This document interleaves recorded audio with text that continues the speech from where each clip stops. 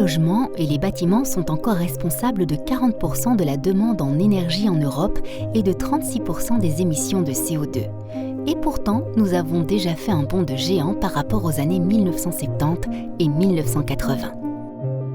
La crise pétrolière des années 1970 a poussé le secteur de la construction à accorder davantage d'attention à l'isolation des maisons et bâtiments, entre autres en lançant le double vitrage et l'isolation des toitures, des murs et des sols. Les premières normes techniques sont arrivées dans les années 1980, mais il a fallu attendre 2006 pour parler d'une véritable percée avec l'introduction de la réglementation énergétique PEB. Entre-temps, nous avons déjà parcouru du chemin. Actuellement, les nouvelles constructions doivent être quasiment neutres en énergie. Et si nous poussons un peu plus loin, en 2050, tous les logements, y compris les anciennes constructions, devront obtenir un label PEB-A et donc être totalement neutres en énergie.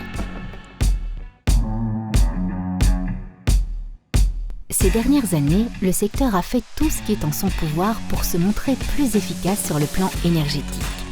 Entre-temps, l'énergie solaire s'était bien implantée grâce au soutien fiscal de l'État et aux nombreuses baisses de prix. Les pompes à chaleur connaissent également un succès croissant. Ainsi, en 2019, les ventes ont augmenté de 20% dans notre pays. Les bonnes nouvelles concernent le recyclage.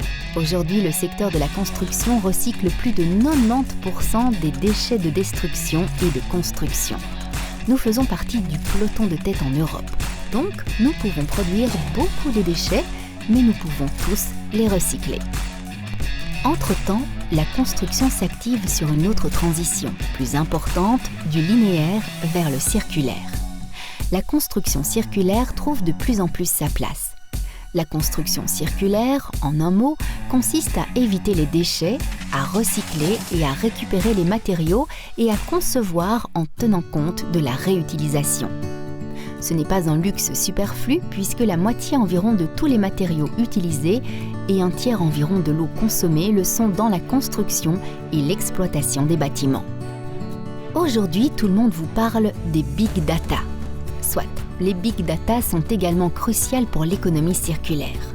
En effet, la circularité permet de s'ouvrir à de nouveaux marchés et lorsqu'un nouveau marché est pénétré, il est nécessaire d'élaborer de nouveaux modèles commerciaux fondés sur les données.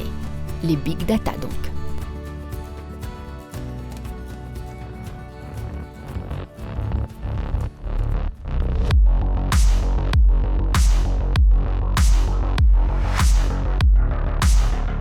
Donnons un exemple de bâtiment circulaire.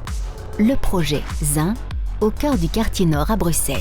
Vous l'aurez compris, la construction circulaire cherche à ne plus simplement jeter les déchets des bâtiments, mais à réutiliser le verre, le béton, l'acier et les autres matériaux pour reconstruire de nouveaux bâtiments.